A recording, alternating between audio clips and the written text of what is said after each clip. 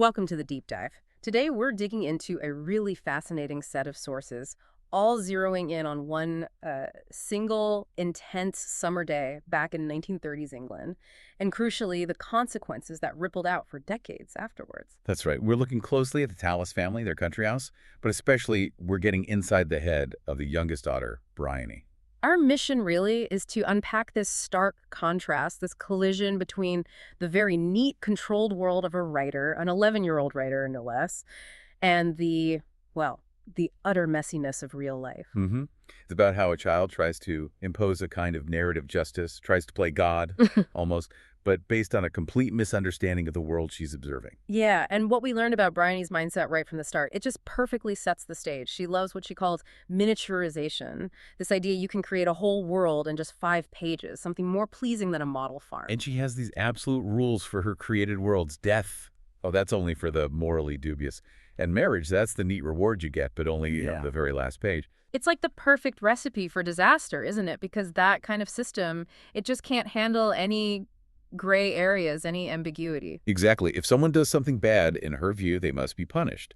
If they're good, they get the reward. And it's that rigid need for control, that obsession with narrative neatness that ends up destroying actual lives. Okay, so let's look at her play first, The Trials of Arabella. She wrote it because her brother Leon was coming home. And it's pure Briony philosophy, right? The whole idea is that love, which did not build a foundation on good sense, was doomed. So the plot involves the heroine, Arabella, making a bad choice, running off with some wicked foreign count, and immediately getting cholera for it. As you do. And then she's saved by a sensible doctor who, surprise, surprise, turns out to be a prince in disguise, and she chooses him. Order restored. It's all very tidy, a closed loop, but the second it touches reality, the whole thing just falls apart. Right. The rehearsal she planned immediately derailed. Her cousins, the Quincy's Lola, Pierrot, and Jackson arrive. And they're just miserable. They're these displaced kids bringing all this uncontrollable real-world disruption into her ordered day. And you see that instantly with Lola, the older cousin. She walks in, very composed for her age, painted toenails, velvet choker. Yeah, quite the entrance. And she just immediately takes charge, grabs the main role, Arabella, right out from under Briony. And this is important, isn't it? Briony can't control her cast. Even before the main event, her real life is already messing with her sense of order. Absolutely. She's already seeing that gap between her perfect idea and the messy execution. And that gap is about to become, well, catastrophic. So the play shows the chaos in the children's world, but that gap really widens when we look at the adults, specifically the tension simmering between Cecilia and Robbie Turner. Cecilia's home from Cambridge, bored out of her mind, and Robbie. Well, look, Robbie's situation is complicated. He's the son of their cleaning lady, Grace Turner. But his education, Cambridge and all, was paid for by Cecilia's father, Jack Tallis. Right, so he has this first-rate mind. Intellectually, they're equal, maybe even superior in some ways, but socially, he's always aware of his position. He's kind of the family project, viewed with this mix of pride and perhaps condescension to some. And that underlying tension, that mix of being equals intellectually but miles apart socially, it just erupts at the fountain, the Triton fountain. Yeah, the vase incident. Cecilia's trying to fill this valuable old Ming vase for her brother Leon's arrival. And Robbie tries to help, but it's awkward. There's the struggle, and bam, the vase breaks. And Cecilia, in this moment of just pure impulse or maybe frustration, she strips down to her underwear and dives into the fountain to get the pieces. It's such a sudden, revealing moment. Totally. And it completely changes how Robbie sees her. How so? I mean, he's known her forever, almost like a sister. What shifts? It's like that sibling frame just shatters. Suddenly he's seeing her, really seeing her. The startling whiteness, these little details like moles, a strawberry mark he'd never noticed. It's not just physical observation, it's the realization of his own desire. Okay. So she goes from being just Cecilia to being this object of intense, previously unacknowledged longing. Exactly. And that sudden intensity fuels the next mistake. The critical one. The letter. He wants to apologize, writes a note, but somehow he hands Briony the wrong envelope. Instead of the apology, she gets this draft, this incredibly explicit, raw, sexual outpouring meant only for Cecilia. Oh, wow. And for Briony, the 11-year-old who needs moral order. This is dynamite. It's proof positive in her mind of Robbie's fundamental wickedness. Not necessarily the act itself, but the kind of messy, uncontrolled passion it represents. It violates all her rules. Right. Which brings us to the dinner guests. Leon finally arrives, and he's brought his friend, Paul Marshall. And Marshall. Well, if you were writing a story and needed a morally dubious character, he'd fit the bill perfectly. He's this chocolate magnate, obsessed with his new product, Amo bars. First, Rainbow Amo, then he's already planning Army Amo for the anticipated war effort. Charming. Cecilia thinks he's unfathomably stupid. But she's so restless she actually considers marrying him, almost as an act of self-destruction. He's the obvious candidate for narrative punishment in Briony's world, you'd think. But she barely registers him. No, because her focus is elsewhere. She's already collected her evidence against Robbie. There was the letter, and then later she walks in on Robbie and Cecilia in the library. A passionate encounter. But Briony, through her limited interpretative lens, can only really process it as something aggressive, maybe even an assault. It lines up with the wickedness she already believes is there. It's about the evidence fitting her preconceived story, not about objective truth. Precisely. And then later that night, the actual crime occurs. Briony finds her cousin Lola, distressed, crying, near that old temple by the lake. Lola's been assaulted. So Briony's mind immediately goes to her rules. Misfortune happens to bad people, or is caused by bad people. Robbie is already marked as bad in her ledger because of the letter in the library. He fits the narrative. It's symmetrical. So she names him. It's chilling, really. She insists, I saw him. But later, the sources reveal she admits she didn't really see him clearly.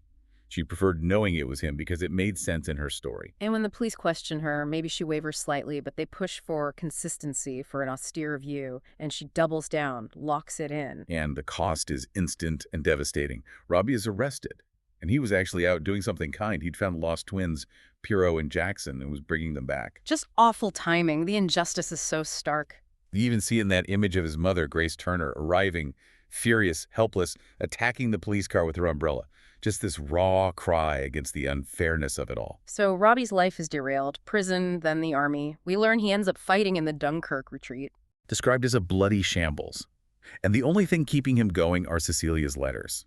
Apparently they always ended the same way. I'll wait for you. Come back. That promise, which becomes its own kind of fiction. Meanwhile, what's Briony doing? She's clearly consumed by guilt. Yes. She gives up her place at Cambridge. Instead, she goes into nursing training. She explicitly sees it as sort of penance. She's trying to face the chaos she unleashed, perhaps. And the sources make it clear this isn't some romanticized idea of nursing. It's brutal. Strict obedience, the shock of real physical trauma, bones sticking through skin, the grim humor of amputees. It's the absolute opposite of her controlled, neat country house world. It's the visceral messiness of life and death she tried to ignore or neaten up in her fiction. She even tries writing again, right? Submits a story, 2 figures by a fountain. Yes, to Cyril Connolly at Horizon magazine. And the rejection is, well, it's quite pointed. He says it's technically fine, good prose, but it's too vague and static. All atmosphere, no backbone. It fails to capture real life. And she realizes later her evasions in the story mirrored her evasions in life. Then comes the confrontation. Years later, May 1940, she finally goes to see Cecilia and Robbie in Lebanon. Robbie's there, on emergency leave from the army. It must have been incredibly tense. He forces her, basically, to agree to write a full retraction, a detailed account of how she came to make the accusation, the pressures, the uncertainty. A painful reckoning, but that's not the only shock she gets that day. No. Cecilia, who's now a ward sister herself, drops the other bombshell. Lola Quincy and Paul Marshall, the chocolate magnate, the actual attacker, they got married that very morning. Unbelievable. He marries his victim. It's the ultimate cynical act. It silences Lola, protects Marshall completely, seals the crime inside, as the text says, the mausoleum of their marriage. The villain literally buys his happy ending and ensures the truth stays buried. Which raises a huge question about the story we've been reading. How do we know all this? Why is it coming out now? Well, this is the final twist, isn't it?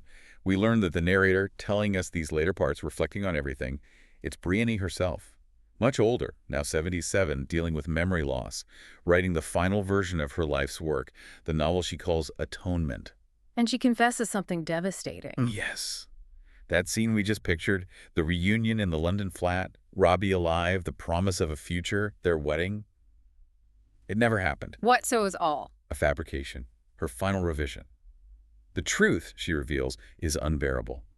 Robbie died of septicemia during the Dunkirk retreat back in May 1940.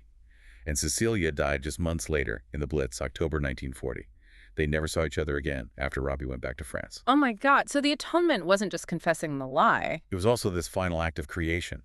She explained she had to wait until the Marshalls, rich, powerful, famously litigious, were both dead before she could even think about publishing the real story, the one implicating Paul Marshall. But facing her own end, her own fading memory, she chose not to end with that bleak truth. Exactly. She couldn't face it. She says, I no longer possess the courage of my pessimism. So she gave Robbie and Cecilia the happy ending in her book, the life together that she stole from them in reality, the ultimate writerly act trying to fix reality with fiction. Wow. So this deep dive really lays bare that terrifying gap between wanting neat stories where bad deeds are punished and good rewarded, and the actual world where, the villain can marry the victim and live happily ever after. hmm A child's need for order literally destroyed lives and shaped history, even down to the final version of the story we get to read. Which leaves us with the really unsettling final thought from these sources. The Marshalls stay rich, powerful, funding good causes, potentially outliving Briony and keeping the full truth suppressed.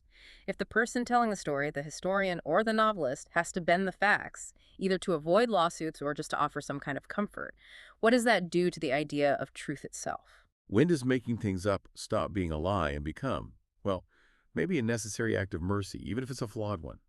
It's a tough question,